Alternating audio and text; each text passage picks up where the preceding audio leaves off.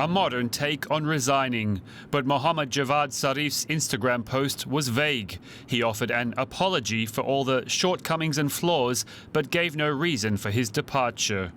All of this was written on a drawing of Fatima, the Prophet Muhammad's daughter, whose birth was being commemorated on Monday. In Tehran, a foreign ministry spokesperson quickly confirmed the news, but also gave no reason. It's an abrupt end to more than 5.5 years as Iranian foreign minister.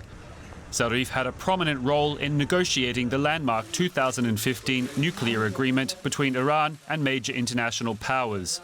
In exchange for limiting nuclear activities, Tehran had economic sanctions lifted. But Zarif has been under pressure since the United States withdrew from the pact. He expressed his frustration at Washington at the Munich Security Conference earlier this month. We have long been the target of an unhealthy fixation, let's say an obsession, which continues to this very day. The demonization of my country has been a convenient cross for 7 consecutive American presidents to bear. Zarif's resignation could play into the hands of hardliners in Iran. They have been growing more vocal about their anger towards the country's moderate president, Hassan Rouhani, for the weakening state of the Iranian economy. Mohammad Javad Zarif has been one of Rouhani's main allies. His departure could weaken the president's position.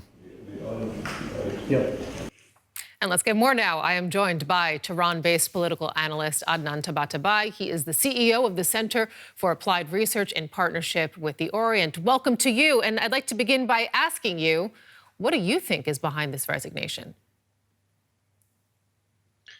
It has been quite open in the media here in Tehran that it had a lot to do with the meeting of Syrian President Bashar Assad yesterday, and that the foreign ministry, and more importantly, the foreign minister, was not included in that meeting.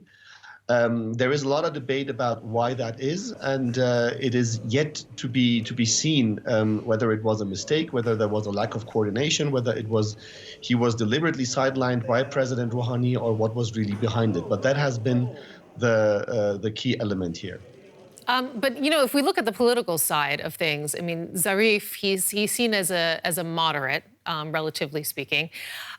Does this resignation, do you think it now weakens the position of the also moderate President Rouhani now?